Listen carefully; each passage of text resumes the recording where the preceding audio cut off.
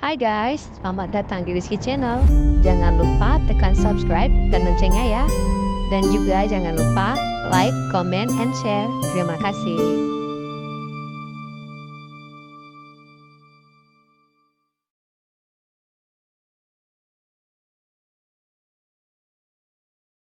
Bab 17. Kamu, jangan mendekat. Keempat pria mengesankan di belakang Amir menatap Owen dengan sorot mata dingin.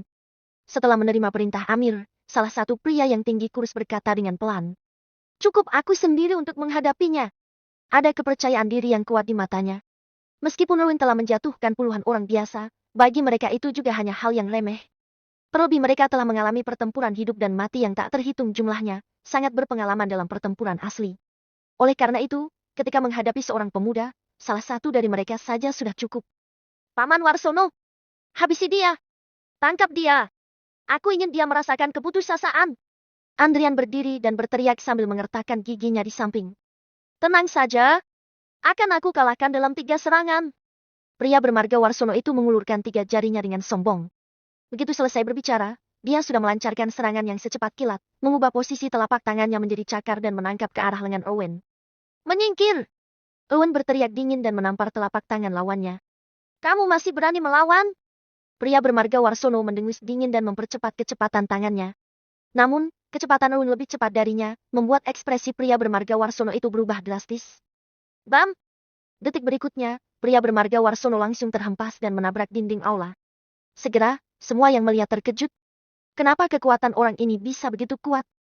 Pria bermarga Warsono bangun, ada garis darah tipis di sudut mulutnya, wajahnya menjadi terkesan dan berkata, anak ini memiliki sedikit berbahaya, ayo maju bersama. 3 pria yang tersisa mengangguk serempak dan dengan cepat menyebar ke 4 arah, menyerang ke arah Owen. Kali ini, mereka tidak berniat meremehkan dan langsung mengeluarkan kemampuan mereka yang sebenarnya. Serangannya tajam dan mengesankan.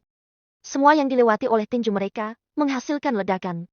Wajah Owen acuh tak acuh, hanya melihat kakinya berjinjit, lalu tubuhnya sudah melayang ke udara. Sebuah tendangan berputar meledak di depan mereka berempat. Bang bang bang bang. 4 suara tendangan beruntun, keempat pria itu tidak dapat menangkis. Mereka semua terlempar seperti bola meriam dan jatuh ke lantai, tidak sadarkan diri. 1 serangan. Hanya dengan 1 serangan. Amir dan Andrian melebarkan mata dan mulut mereka sedikit menganga. Gelombang mengerikan muncul di hati mereka. 4 orang itu adalah pensiunan tentara yang dulunya adalah raja tentara bayaran. Mereka telah melakukan banyak hal yang menggetarkan dunia. Kekuatan mereka tentu pasti tidak perlu dipertanyakan lagi. Namun, mereka dikalahkan oleh Owen yang menantu laki-laki biasa dalam 1 serangan.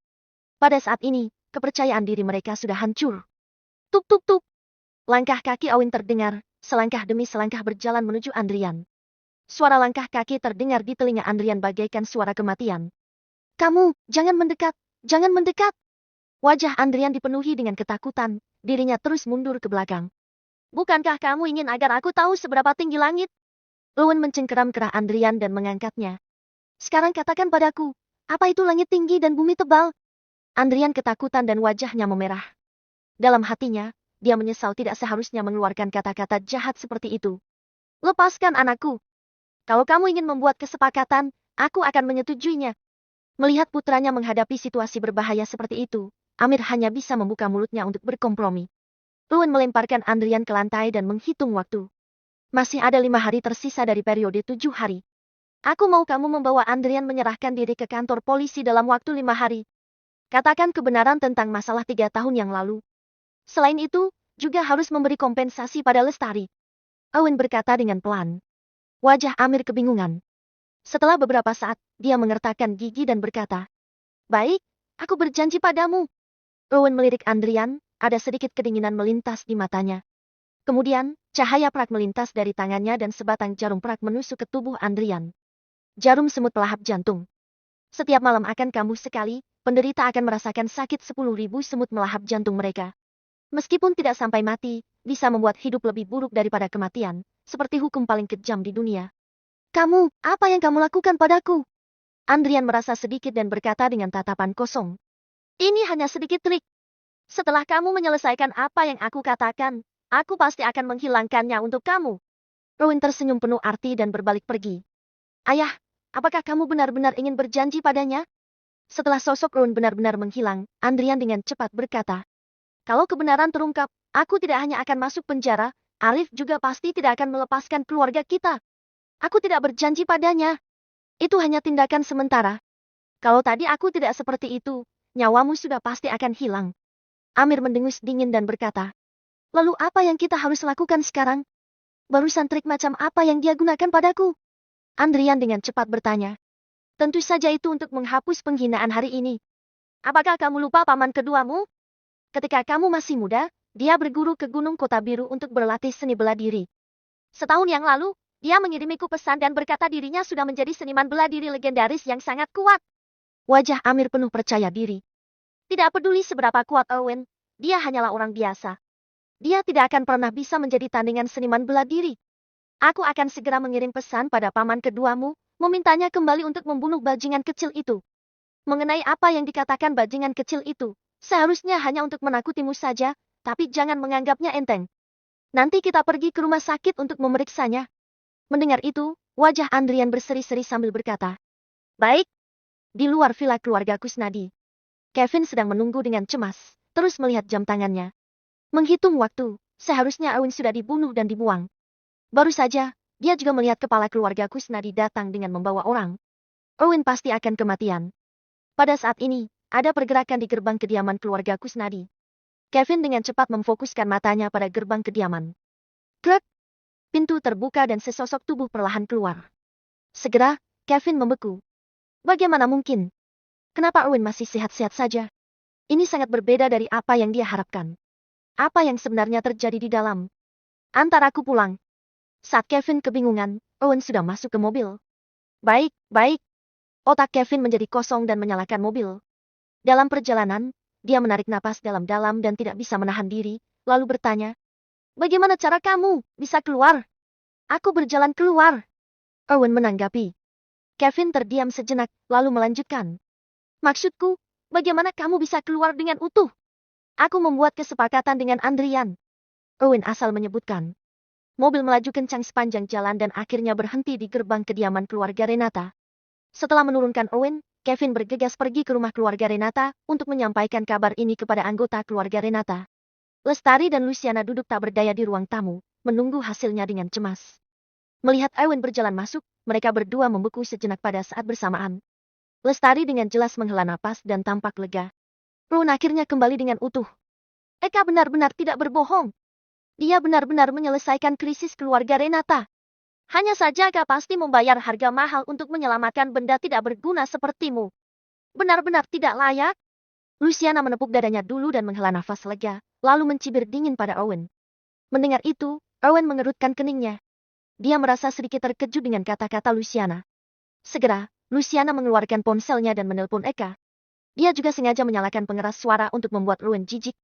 Bibi, maafkan aku. Begitu panggilan telepon masuk, Eka langsung berkata dengan rasa bersalah. Sebelum dia bisa menyelesaikan kata-katanya, Luciana menyela. Eka, apa yang kamu katakan? Maafkan apa? Kamu menyelamatkan keluarga Renata dan kamu juga menyelamatkan Owen yang tidak berguna. Aku sangat berterima kasih. Segera, Eka tercengang. Owen baik-baik saja. Dia mengira Luciana menelponnya karena dia tahu tentang kematian Owen, lalu ingin bertanya tentang detail negosiasi dengan keluarga Kusnadi. Namun, tidak terpikirkan, kalau ternyata Owen benar-benar telah kembali. Eka bereaksi dengan cepat dan segera mengubah kata-katanya. Untung Owen baik-baik saja. Bibi, kamu tidak perlu terlalu sungkan. Aku pasti akan sekuat tenaga untuk melakukan apa yang dikatakan Lestari. Menurutnya, pasti keluarga Kusnadi yang berbelas kasihan dan membiarkan Owen pergi. Namun, keluarga Renata tidak tahu, jadi dia langsung mengambil pujian ini. Baik, besok kamu datang ke rumah Bibi untuk makan malam, biar aku berterima kasih secara langsung. Luciana menutup telepon, dan senyum di wajahnya menjadi lebih kuat. Jelas, dia semakin puas dengan Eka. Bu, jangan tertipu olehnya. Eka sama sekali tidak membantu. Saat itu, sebuah suara terdengar. Orang yang berbicara sudah pasti adalah Owen. Pada saat ini, dia akhirnya mengerti sesuatu, matanya menjadi sangat dingin. Bab 18, Kepercayaan Lestari. Berbohong padaku. Kalau Eka tidak membantu, bagaimana kamu bisa pulang? Memangnya kamu mengandalkan kemampuanmu sendiri untuk pulang? Wajah Luciana tampak penuh dengan penghinaan. Dia sama sekali tidak mempercayai kata-kata Owen. Aku memang mengandalkan kemampuanku sendiri untuk pulang. Luciana berseru. Ternyata kamu cukup licik, ya. Kamu iri dengan kemampuan Eka, kan? Orang sudah membantumu, tapi kamu malah menyangkal pertolongannya. Benar. Erwin, kamu mana boleh begitu? Suherdi yang sedang duduk di sofa juga menyahut. Erwin mengerutkan keningnya, lalu dia berkata kepada Luciana. Apa ibu sudah mengetahui seluruh ceritanya? Apa ibu sudah mengecek kebenaran hal ini? Ibu langsung menganggap apa yang dikatakannya benar? Kamu adalah ibu mertuaku. Aku tidak memintamu untuk membelaku, tapi kamu juga harus melihat masalah ini dari sudut pandang yang adil. Kebenaran apa yang kamu ingin aku cari tahu? Luciana menunjukkan ekspresi mengejek. Dia berkata dengan tegas. Aku tahu tentang kebenaran hal ini. Aka yang telah menyelamatkanmu. Tapi, kamu malah tidak tahu bersyukur. Melihat Luciana tetap membela Eka, Erwin pun mendengus, kemudian berkata. Ibu tidak bisa membedakan benar dan salah. Dasar picik. Apa katamu? Dasar orang tidak tahu berterima kasih. Berani-beraninya kamu memarahiku. Kamu sangat kurang ajar. Luciana sangat emosi. Dia pun mengulurkan tangannya untuk menampar Owen. Namun, Owen menahan pergelangan tangan Luciana dengan kuat. Sorot mata Owen tampak menyeramkan. Saat ini, Lestari tidak tahan lagi. Jadi, dia segera memisahkan mereka berdua. Ibu kembalilah ke kamar, kata Lestari dengan datar. Melihat putrinya tampak sangat kesal, Luciana pun tidak bisa bersuara lagi. Dia kembali ke kamarnya. Owen menatap Lestari dan bertanya dengan serius. Kamu juga tidak percaya padaku? Semuanya adalah kata-kata sepihak. Aku tidak mempercayai siapapun. Jawab Lestari dengan tenang. Kata-kata Lestari tepat sasaran. Lestari selalu bisa membedakan benar dan salah. Eka memang telah berjanji dia akan menyelamatkan Erwin, lalu Erwin juga sudah pulang dengan selamat, tapi tidak ada yang tahu bagaimana prosesnya. Lestari tidak akan langsung mengambil kesimpulan akan hal yang tidak jelas dengan mudah. Owen merasa sedikit terhibur, tetapi juga sedikit kecewa. Lagi pula, siapa yang tidak ingin istrinya selalu mempercayai suaminya? Pada saat ini, Lestari lanjut berkata. Tapi, kalau tuduhanmu 3 tahun yang lalu tidak benar, aku bersedia mempercayaimu. Lestari tahu orang seperti apa Erwin dulu. Meskipun Erwin tidak berkemampuan, dia jujur, tulus, suka membantu orang dan tidak akan berbohong. Namun, karena 3 tahun lalu Erwin dipenjara, Lestari menjadi mempertanyakan Erwin. Setelah mendengar ucapan Lestari, hati Erwin terasa hangat. Dia pun tersenyum.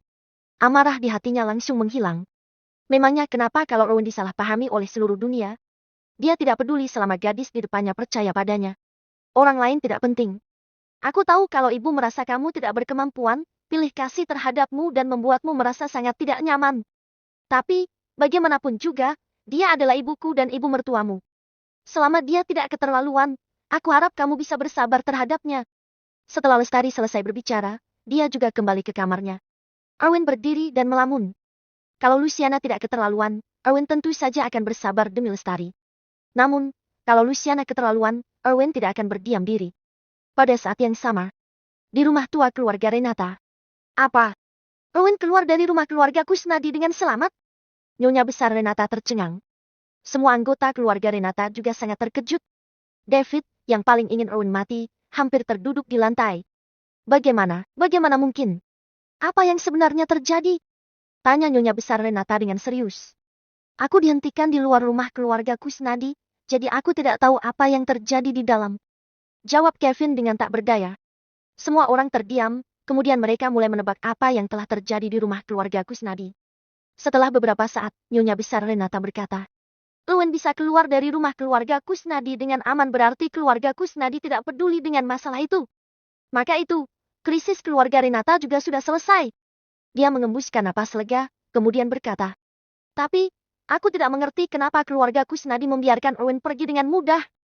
Apakah Erwin memiliki kemampuan yang tidak kita ketahui? Setelah merenung sejenak, mata Nyonya besar Renata berkedip. Dia berkata, Kevin, pergi mencari tahu kenapa keluarga Kusnadi melepaskan Erwin. Larut malam. Rumah keluarga Kusnadi, di dalam ruang kerja. Ponsel Amir berdering. Dia membuka ponselnya dengan bersemangat, lalu tersenyum. Amir berkata kepada Andrian yang ada di sampingnya. Andrian, paman keduamu sudah membalas pesanku. Besok malam dia akan datang ke kota Niela untuk melampiaskan amarahmu. Bagus. Andrian sangat bersemangat. Dengan ada paman, masalah ini pasti bisa diselesaikan. Brengsek. Erwin bilang dia telah meninggalkan sesuatu di dalam tubuhku. Untungnya, aku pergi ke rumah sakit untuk melakukan pemeriksaan. Tapi, tubuhku baik-baik saja. Aku hampir dibohonginya. Besok, ketika paman menangkap Owen, aku akan menghancurkannya dan menyiksanya untuk melampiaskan kebencianku. Setelah itu, Andrian tertawa. Hahaha. Namun dalam sekejap, suara tawanya tiba-tiba berhenti. Andrian memegang dadanya dengan kesakitan. Wajahnya tampak sangat pucat. Kemudian, Andrian terjatuh ke lantai. Sakit, sakit, sakit. Andrian mulai berguling-guling di lantai. Dia merasa hatinya seperti digerogoti oleh semut yang tak terhitung jumlahnya. Rasanya sakit sekali. Andrian, ada apa denganmu? Cepat, panggil ambulans. Panggil ambulans. Ekspresi Amir berubah drastis. Andrian segera diantar ke rumah sakit. Karena identitas Andrian, semua dokter top di rumah sakit memeriksa dan mengobati Andrian. Namun, tidak ada dokter yang bisa menemukan penyebab penyakitnya. Jadi, mereka tidak bisa memberikan resep obat yang tepat. Mereka hanya bisa mencoba berbagai cara untuk menghilangkan rasa sakit Andrian. Semua cara sia-sia. Malam ini, teriakan Andrian bergema di seluruh rumah sakit. Dia pingsan karena kesakitan, lalu terbangun lagi karena kesakitan. Hal itu terjadi berulang kali. Sampai keesokan paginya, rasa sakit Andrian akhirnya menghilang, tetapi sekarang dia sudah tidak seperti manusia. Matanya cekung, tampak kosong dan tak bernyawa. Dia sudah mau gila. Amir merasa sangat sedih melihat penampilan putranya. Dia yakin kalau hari ini berlanjut seperti semalam, putranya pasti akan mati kesakitan. Untungnya, sekarang akhirnya Andrian tidak merasa sakit lagi. Amir merasa lega. Kini akhirnya dia punya waktu untuk memikirkan hal-hal lain. Amir teringat pada trik kecil yang kemarin dikatakan Owen. Awalnya Amir mengira Owen hanya membual. Sekarang sepertinya yang dikatakan Owen benar. Penyebab rasa sakit putranya adalah trik Owen. Amir mengingat senyuman penuh arti milik Owen ketika Owen pergi kemarin. Amir pun merasa putranya tidak hanya akan kesakitan untuk satu malam saja. Mungkin malam ini dan besok malam, Andrian masih akan kesakitan. Kalau seperti ini, Andrian pasti tidak bisa bertahan. Amir segera menemui kepala rumah sakit, kemudian Amir berkata dengan tegas. Hari ini, kalian harus menemukan penyebab penyakit Andrian dan mengobatinya. Setelah Amir selesai mengatur segala hal, ia masih memiliki seseorang yang mungkin bisa menyelamatkan putranya. Orang itu adalah seorang dokter terkenal di kota Niela, Agus Nugraha. Agus juga adalah orang yang dulu diancam oleh keluarga Kusnadi untuk menyelamatkan Putri Arif, tapi juga mencelakainya secara diam-diam. Amir segera menelpon Agus, tapi ternyata nomor Agus sudah tidak bisa dihubungi. Jangan-jangan Agus sudah memberitahu Arif. Amir pun mengerutkan keningnya, tapi dia segera menenangkan dirinya. Walaupun Agus akan memberitahu Arif, Agus juga tidak mungkin menyebut nama Amir. Bagaimanapun juga, nyawa keluarga Agus masih ada di tangan Amir. Seolah senyuman sinis tersungging di bibir Amir. Setelah kakak kedua Amir kembali malam ini, dia pasti akan membuat Rowan menyesal. Bab 19, Kebenaran terungkap. Keesokan harinya, rumah leluhur keluarga Renata.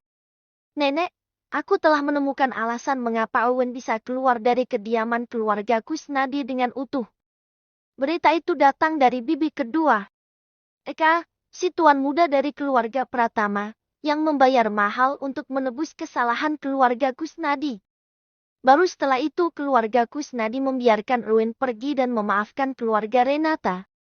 Kevin melapor kepada nyonya besar Renata. Luciana ini benar-benar pintar. Nyonya besar Renata tersenyum. Dia sudah percaya kebenaran berita itu. Luciana pasti memohon pada Eka dan memberikan beberapa janji yang membuat Eka rela melakukan pengorbanan sebesar itu. Dia tahu kalau dalam 3 tahun terakhir, Eka tidak pernah menyerah untuk mengejar Lestari. Dia sangat puas dengan hasil ini. Bukan karena Owen memiliki keterampilan yang hebat, tetapi dia mengandalkan bantuan Eka. Sekarang hubungan antara keluarga Renata dan Owen menjadi begitu kaku. Kalau Owen benar-benar memiliki keahlian apapun, keluarga Renata pasti tidak akan tenang.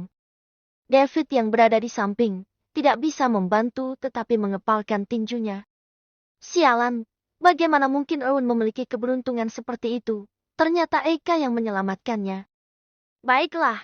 Karena Owen tidak memiliki keterampilan yang tidak diketahui, mari kita tunggu batas waktu perjanjian 7 hari. Bajingan ini pada akhirnya akan dihapus dari keluarga Renata olehku. Nyonya besar Renata berkata dengan dingin. Malam hari, Eka datang ke keluarga Renata untuk makan malam seperti yang dijanjikan. Untuk menyambut kedatangan Eka, Luciana menyiapkan banyak makanan enak. Suherdi bahkan mengeluarkan anggur berkualitas tinggi yang telah dia simpan selama bertahun-tahun. Eka, kamu sudah datang. Melihat Eka tiba, Luciana dengan hangat berjalan ke pintu untuk menyambutnya. Cara Luciana memandang Eka, bahkan lebih puas.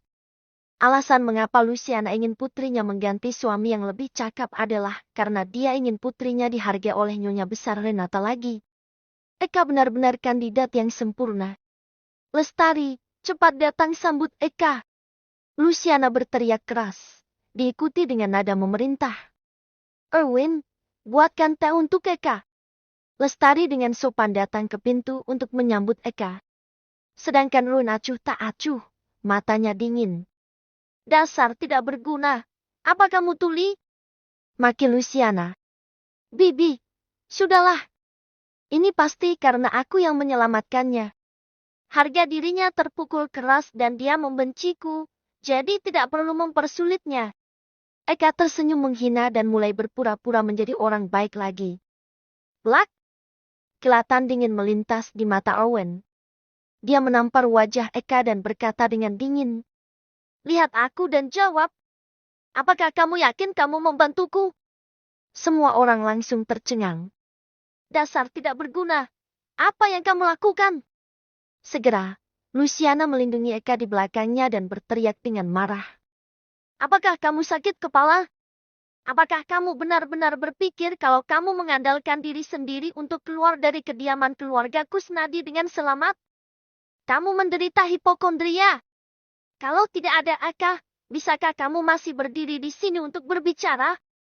Eka membantumu, tapi kamu masih ingin membalas kebaikan dengan permusuhan dan memukul penolongmu. Apakah kamu sudah hebat? Kalau ingin pukul, pukul saja aku. Kalau memang mampu pukul aku sampai mati. Erwin sama sekali tidak mau memperhatikan Luciana. Matanya menatap lurus ke arah Eka. Eka ditatap dan merasa sedikit marah, tapi dia dengan cepat bereaksi. Untuk apa dia takut kepada orang tidak berguna ini? Benar-benar lucu. Mata Eka menghina. Kemampuan apa yang kamu miliki untuk keluar dari kediaman keluarga Kusnadi sendirian? Demimu, aku telah membayar mahal. Aku tidak ingin kamu berterima kasih. Setidaknya jangan memfitnahku. Sekarang, kamu mengingatkanku pada kisah petani dan ular. Hatiku menggigil. Namun, aku tidak menyesalinya. Lagi pula, itu yang diinginkan Lestari. Dia tampak sok baik dan mengatakan kalau dia saleh. Bam! Saat itu, pintu villa keluarga Renata tiba-tiba didobrak. Beberapa sosok muncul. Sangat agresif. Pemimpinnya adalah orang kepercayaan Andrian, Radit. Di sampingnya berdiri seorang pria paruh baya mengenakan jubah latihan dan kedua tangannya diletak di punggungnya, terlihat angkuh. Siapa kalian? Luciana agak ketakutan dan bertanya dengan hati-hati. Kami adalah orang keluarga Kusnadi. Radit berkata dengan dingin. Keluarga Kusnadi. Luciana tercengang dan bertanya. Bukankah Eka sudah bernegosiasi dengan keluarga Kusnadi? Kalian juga setuju untuk melepaskan keluarga Renata? Sekarang kalian ingin menarik kembali kata-kata kalian? Lelucon apa itu? Radit juga tercengang dan bertanya. Siapakah? Apa yang kamu bicarakan? Luciana menarik Eka. Ini dia, tuan muda keluarga Pratama, Eka. Dialah yang bernegosiasi dengan keluarga Kusnadi kalian dan membayar mahal pada kalian. Kalian berjanji akan melepaskan keluarga Renata. Radit langsung mengerti sesuatu dan mengungkapkan senyum main-main. Kamu membayar mahal untuk kami. Aku. Dengan wajah penuh kegugupan, Eka tidak bisa berkata-kata. Dia berpikir kalau masalah ini akan berlalu begitu saja, tapi dia tidak pernah menyangka orang keluarga Kusnadi akan kemari mencari keluarga Renata. Blak! Radit menampar wajah Eka. Kalau kamu berani bicara omong kosong lagi, aku akan membunuhmu. Melihat pemandangan ini, semua orang di keluarga Renata mengerti. Eka tidak membantu keluarga Renata.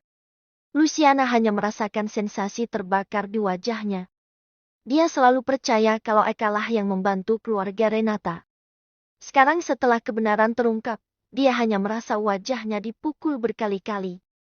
Radit tidak peduli dengan masalah ini lagi.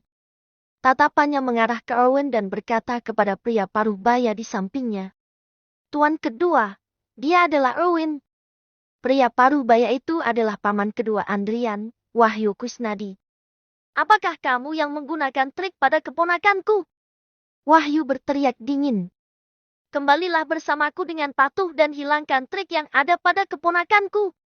Kalau tidak, aku akan membuatmu merasa tidak nyaman saat aku bergerak. Wahyu terang-terangan mengancam. Kalau bukan karena keponakannya dan kebutuhan untuk menghapus trik Erwin, dia mungkin akan langsung membunuh Erwin di tempat. Kalau begitu, ayo kita pergi. Erwin tanpa ekspresi dan dengan cepat keluar dari kediaman keluarga Renata. Tahu diri juga. Wahyu juga membawa orang-orangnya keluar dari kediaman keluarga Renata.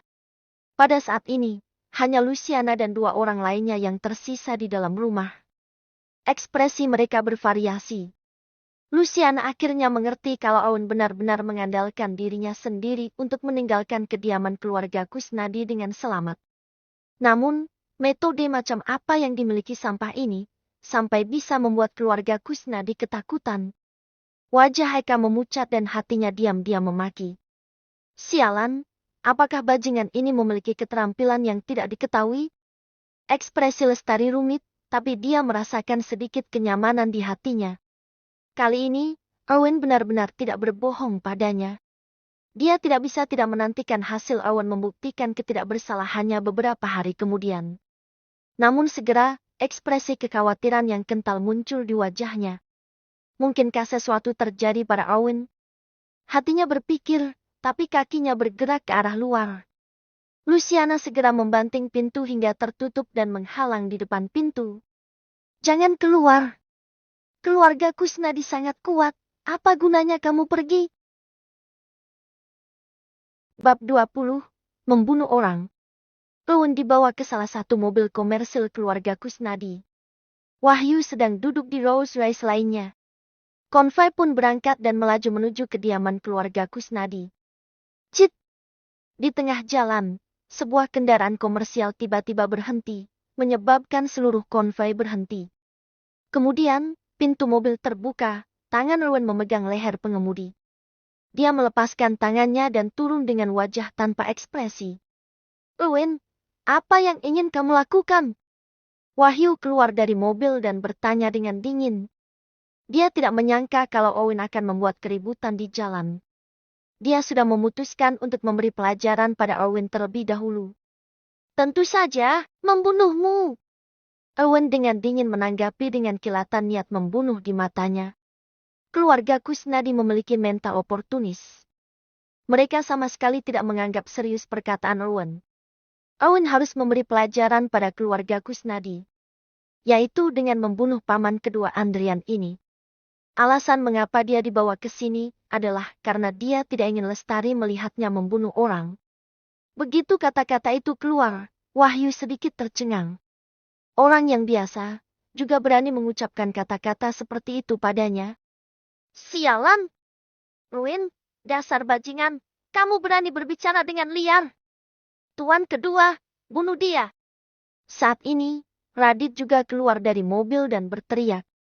Orang bodoh benar-benar tak kenal takut. Wahyu mendengus dingin dan berkata dengan tangan di belakang punggungnya. Aku mendengar kalau puluhan elite keluarga Kusnadi telah kamu bunuh. 4 raja veteran yang sudah diundang mahal-mahal oleh kakakku bukanlah tandinganmu. Namun, apakah kamu berpikir kalau kamu tak terkalahkan?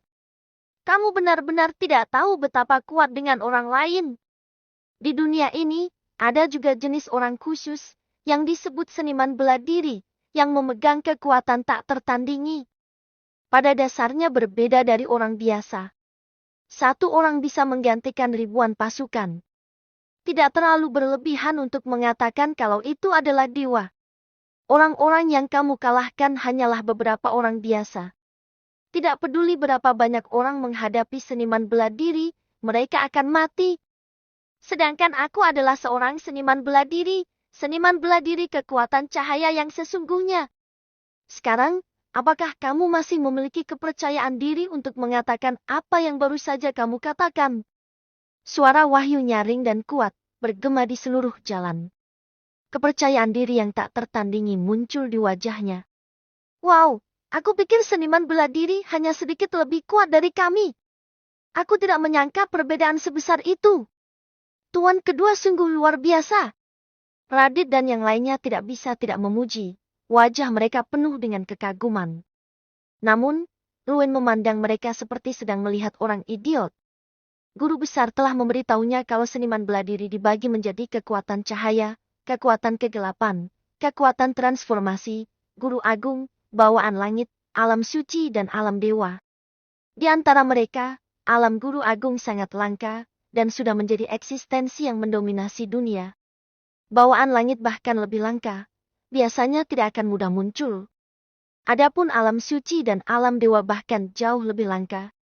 Dia pernah penasaran dan bertanya kepada guru besar, seberapa kuat dirinya. Guru besar hanya menjawab dengan pelan. Nomor 2 di dunia. Sama seperti awan meratapi kalau dia beruntung bisa berguru orang yang begitu kuat seperti gurunya, guru besar menambahkan dengan cara yang mendominasi. Aku berkata menjadi urutan kedua, tidak ada yang berani berkata menjadi urutan pertama.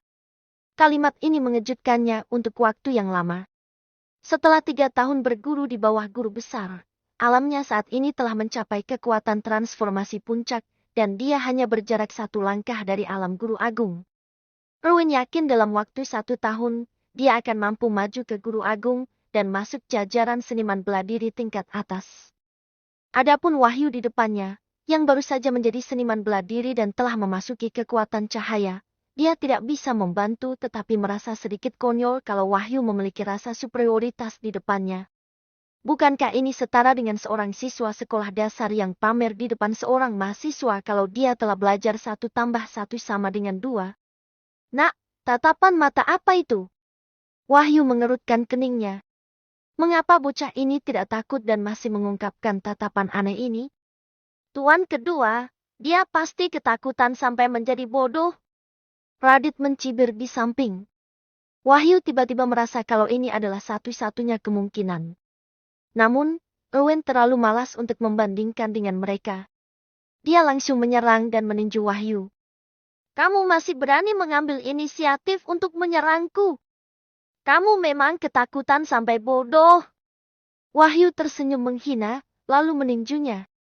Tuan kedua telah menyerang. Anak ini pasti akan mati. Radit dan yang lainnya tertawa. Bam! Dengan ledakan keras, sesosok tubuh terhempas seperti bola meriam. Sosok itu adalah Wahyu. Wahyu menghantam lempengan semen itu dengan bunyi berdebum. Tubuhnya lemas seperti genangan lumpur, perlahan jatuh ke atas tanah. Dia menggunakan semua kekuatannya untuk menunjuk Erwin, dan matanya menunjukkan ketidakpercayaan. Kamu! Namun, sebelum dia bisa menyelesaikan kata-katanya, dia memuntahkan seteguk darah dan mati karena kehabisan napas. Semua orang tercengang. Tuan kedua sudah mati. Dia dibunuh oleh Erwin dalam 1 serangan. Bagaimana mungkin? Apakah Tuan kedua bukan seniman bela diri? Mungkinkah Erwin adalah seniman bela diri yang lebih kuat dari Tuan kedua? Hati semua orang muncul ketakutan yang kental. Pulang dan beritahu Amir kalau kesabaranku terbatas. Dia masih punya 3 hari lagi. Setelah Rowan berkata dengan dingin, dia langsung pergi. Kediaman keluarga Renata. Ketika Owen, Wahyu dan yang lainnya pergi, Eka langsung mencari alasan untuk pergi. Dia benar-benar malu untuk tinggal di sini lebih lama lagi. Terhadap kepergian Eka, Lestari tidak peduli. Yang bisa dia pikirkan hanyalah keselamatan Owen dan wajahnya penuh kekhawatiran. Luciana, di sisi lain, duduk di sofa dan memakan kuaci seperti orang yang tidak bersalah. Masalah Eka membuatnya merasa sedikit kehilangan muka, tapi memikirkan Owen yang dibawa pergi oleh keluarga Kusnadi, hatinya tenang. Setelah sekian lama, sesosok tubuh masuk ke dalam kediaman keluarga Renata. Melihat bahwa itu adalah Owen, Lestari akhirnya memiliki cahaya di matanya. Dia dengan cepat berjalan ke depan Owen dan berkata, "Apakah kamu baik-baik saja?" "Tidak apa-apa." Owen menanggapi dengan senyuman. "Owen, cara apa yang kamu gunakan untuk melawan Andrian? Mereka ternyata benar-benar melepaskanmu. Lalu, mengapa beberapa anggota keluarga Kusnadi itu membiarkanmu pergi lagi?" Luciana juga dengan cepat berjalan dan bertanya begitu saja. "Aku belajar beberapa trik di penjara dan menggunakannya pada Andrian. Itu sebabnya keluarga Kusnadi membiarkan aku pergi. Baru saja, aku pergi untuk menghapus trik untuk Andrian, jadi dendam dengan keluarga Kusnadi dihapuskan." Owen menjawab dengan asal-asalan. Mendengar ini, Luciana tidak bertanya trik apa itu. Menurutnya, apa yang bisa dipelajari di penjara? Mereka semua pasti jalan licik. Hal-hal yang tidak bisa diletakkan di atas meja, cobalah untuk memperbaiki beberapa cara yang bengkok. Dia mendengus dingin dan langsung kembali ke kamar tidur. Pada saat yang sama, keluarga Pratama di kota Niela. Ketika duduk di ruang kerja, seorang pria masuk. "Tuan muda, aku sudah memeriksa apa yang kamu perintahkan padaku," ucap pria itu dengan hormat. Sedikit kegembiraan melintas di wajah Eka. "Katakan, apa yang kamu temukan?" "Dalam kecelakaan mobil antara Lestari dan Erwin, benar-benar tidak ada yang mencurigakan. Itu adalah kecelakaan lalu lintas yang sangat umum. Penyebabnya adalah mengemudi dalam keadaan mabuk oleh pengemudi sehingga menyebabkan kecelakaan. Namun, dalam catatan hidup pengemudi yang menyebabkan kecelakaan itu, aku mengetahui bahwa karena penyerangan yang disengaja, dia menghabiskan 1 tahun penjara 2 tahun lalu. Itu adalah penjara yang sama dengan Erwin. Selain itu, pengemudi yang menyebabkan kecelakaan itu tidak memiliki hubungan dengan Erwin." Pria itu melapor. Mendengar itu, Eka melamun sambil mengetuk jari-jarinya ke meja. Karena Owen, dia telah kehilangan muka di depan keluarga Renata, menempatkannya dalam situasi yang sangat canggung. Dia sangat kesal di dalam hatinya, jadi dia ingin melakukan sesuatu untuk membuat Owen merasa tidak nyaman. Bahkan jika masih ada beberapa hari, Owen akan keluar dari keluarga Renata. Eka tahu dari Lestari ketika dia menjemput Owen keluar dari penjara, dia mengalami kecelakaan mobil. Karena Owen menyelamatkannya, makanya dia akan membelah Owen. Karena itu, Eka berencana untuk memulai dari aspek ini, dan meminta anak buahnya untuk menyelidiki kecelakaan itu.